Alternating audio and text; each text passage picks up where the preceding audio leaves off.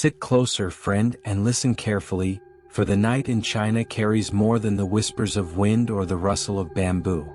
In the dark alleys, in the misty rivers, in the lonely corners of the old temples, the hungry ghosts wander, spirits of those who died with anger, greed, or unfulfilled desires.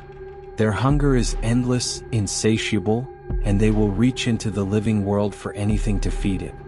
I first heard of them from an elderly monk in a small temple along the Yangtze River. His robes smelled of incense and smoke, and his eyes were deep with decades of wisdom and fear. "They are everywhere," he whispered, voice trembling. "They appear where the living have forgotten the dead, where offerings are neglected, where the past cries for attention. And if they notice you, they will hunger for you." That night, curiosity, or perhaps foolishness, drew me into the temple courtyard.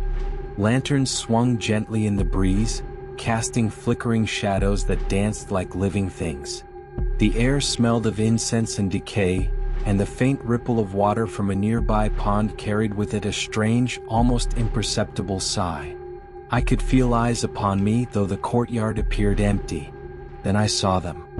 Thin, pale figures, some with hollow, sunken eyes, others with faces twisted in eternal torment. They moved silently, floating above the ground or shuffling along the cobblestones. Their mouths opened in silent cries or muffled wails.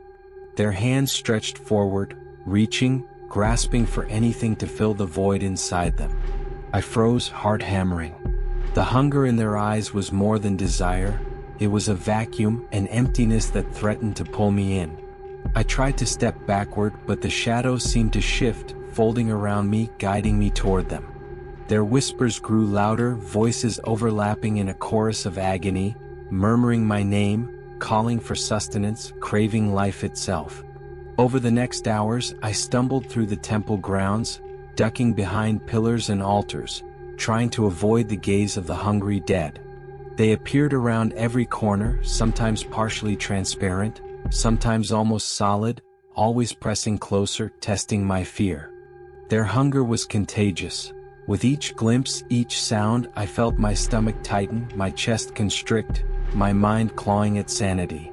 I attempted offerings, rice, incense, candles, but the hungry ghosts were not appeased so easily.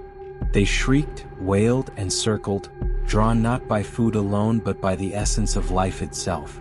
The air grew thick, oppressive, and I could feel my strength draining as if the spirits were feeding on my very presence.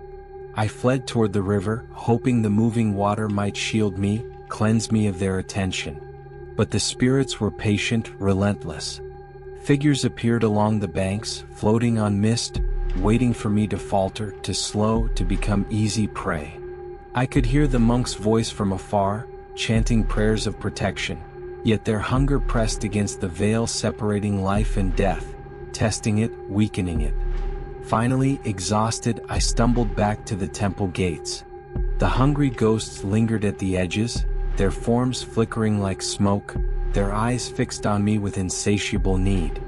I collapsed inside, gasping for breath, as the monks sprinkled holy water and chanted sacred words. Slowly, the oppressive presence lifted, though I knew in my heart that the hunger had not disappeared. It merely retreated, waiting for the next soul who dared ignore its warning. Even now, years later, I feel them in the quiet corners of the night, in the shadows of alleys, in the reflections of still water. The hungry ghosts wait, patient, eternal, craving what the living cannot always understand. And I warn you, friend, if you ever visit temples or lonely places in China, if you see shadows that move against the wind, or hear whispers that call your name, stay clear. Offer respect, offer prayers, and never forget, the hungry ghosts are always watching, always waiting, and their hunger is endless.